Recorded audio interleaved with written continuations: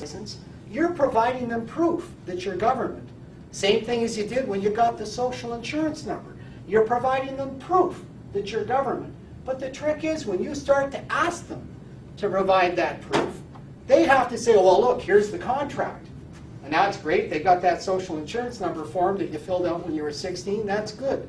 Now, the only unfortunate thing for them in a contract is they have to prove that you had informed consent when you signed it. Informed consent, it means that you knew you were submitting yourself to the codes, rules, and regulations of man that were actually violating the book that the Queen defends. You had to have been informed of that the time you signed it for that to be valid in law. All you got to do is bring up there was no informed consent, and you're saying, I'm taking up my faith in this. You got some authority to drag me out of it? And from that point on in time, you're pretty much free to travel to and fro from where you want, as long as you do the diligent effort of making all of those guys out there aware of who you are and why you're traveling in an ecclesiastical fashion. In other words, in this book, it's told you're supposed to go minister to people. That means all those guys out there that think that you're involved in commerce and out for money, you got to go and tell them, if you choose, I'm not going to be part of that system, and I'd like to know if you've got any authority to intimidate me, stop me on the side of the road, and steal my ecclesiastical chariot. Can you do that? Well, once you get notified, if you do your due diligence and you send the letters out to these people and you get agreements with them, the way this book tells you how to get an agreement, it's real simple. Sun rises in the east and the west, or it rises in the east, sets in the west. Can anybody here dispute it? Good, I got an agreement, everybody agrees. So it's easy to get an agreement without anybody saying anything. And that's how you can do it with these people, and that's how I've done it. And I've been traveling for well over 10 years without a driver's license, without insurance, without registration. But yet I have full liability because I am bonded at birth through their system under threat, duress, and intimidation. So any claim I put forward to them as fiduciary for me is under that threat, duress, and intimidation. Then I'm not submitting to their system, using their system, taking advantage of their system, because if I'm making use, I'm getting a benefit. And if I get a benefit from that system I'm claiming to not be a part of and can't participate in, well, just by the fact I got a benefit, now all of a sudden I've subjected myself to it. Because that's an ancient law. Use implies benefit. And if you've got a benefit, then you've subjected yourself to that which you're making use of. So if you make use of this, and you decline to make use of the commercial codes, rules, and regulations, using this as your reason as to why you cannot, you free yourself from the assumption of that commercial system. But just like the commercial system in Winston Shroud, you need to know this to be successful in that system of acting as an ecclesiastic. And if you don't, you'll be tested. And certainly he tells you in here, Christ tells you that you'll be tested. You'll be persecuted.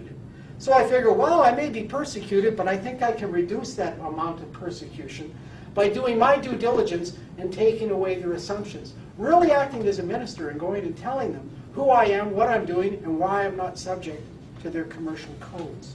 So this is an alternative that everybody has, although it does require a little bit of education in this, as opposed to the UCC, which is about that thick of codes, rules, and regulations. I have a question. So you're saying that we can all be ministers? Everybody can be a minister without even believing in Jesus Christ. And I'm not advocating that people should disbelieve. I'm saying that word minister, in the definitions, in law, means to help somebody without expecting gain.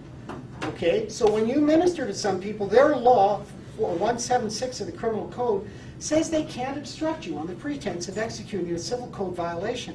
Well, that's your Motor Vehicle Highway Traffic Act, your Transportation Act. Those are all civil codes. So it says right in their law they can't obstruct you. When an RCMP took my car away once in Saskatchewan, he happened to be talking with a friend of mine who happens to be a 33rd degree Mason, a Knights Shriner, and a Knights Templar. This guy was way up. But he heard what I was saying, and because he's a knowledge gatherer, he wanted to know more, and so he got to know me. He ended up phoning that RCMP up because he wanted to find out how he could violate 176 of the Criminal Code.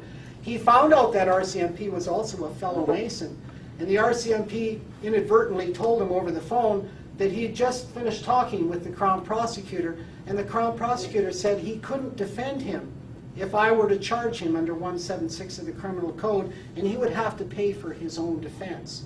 That's because he took my car, he obstructed my ability, he was exercising a civil code violation against me.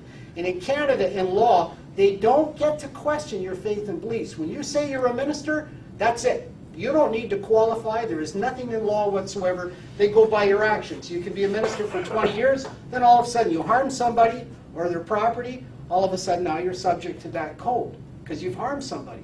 But if there's no damaged party, well then you're not responsible to anybody except God. So that's all I have to say on the subject tonight, and I thank you so much for listening. Thank you.